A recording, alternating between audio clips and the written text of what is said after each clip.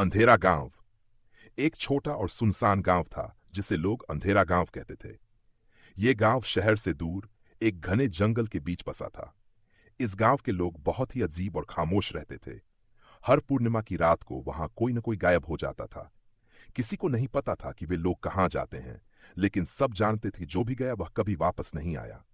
एक दिन राघव नाम का एक पत्रकार जो शहर में रहता था, इस गांव के बारे में सुनकर वहां की सच्चाई जानने और एक लेख लिखने का निर्णय करता है। उसने सुना था कि वहां भूत प्रेत और आत्माएं रहती हैं। उसी रात वह अपना कैमरा और टॉर्च लेकर गांव की ओर चल पड़ता है। जैसे ही वह गांव के करीब पहुंचता है, उसे महसूस होता है कि वहां का माहौल बहुत अजीब है। हवा में एक ठंडक थी जो उसकी हड्डियों तक उतर रही थी। घरों के दरवाजे बंद थे और कहीं भी कोई इंसान या जानवर दिखाई नहीं दे रहा था।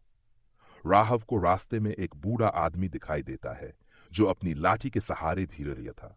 राघव ने उससे पूछा, बाबा, यहाँ हर पूर्णिमा को क्या होता है?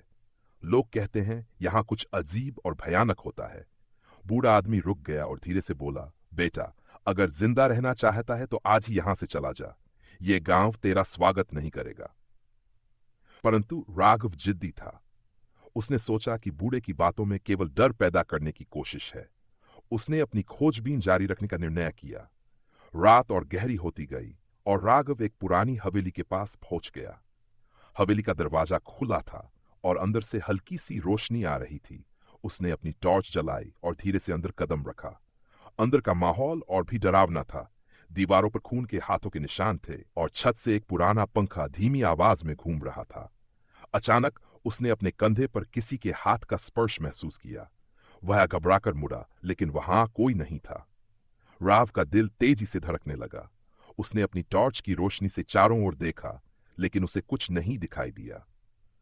फिर उसने एक कमरे के अंदर से किसी के हंसने की आवाज सुनी जो धीरे धीरे तेज होती जा रही थी। उसने हिम्मत करके उस कमरे का दरवाजा खोला। अंदर एक औरत थी जो सफेद साड़ी में लिपटी हुई जमीन पर बैठी थी। उसके चेहरे पर एक अजीब सी मुस्कान थी जो रात को और भी डरावना बना रही थी। राघव का दिल बैठ गया।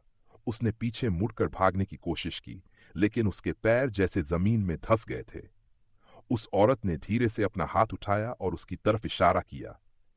राघव ने महसूस किया कि उसका शरीर किसी अनजान शक्ति के कब्जे में है।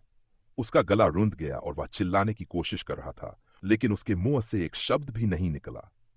अचानक उसने देखा कि वह औरत अपने हाथों से अपना चेहरा खींच रही है और धीरे धीरे उसका चेहरा विकृत और भयानक होता जा रहा है।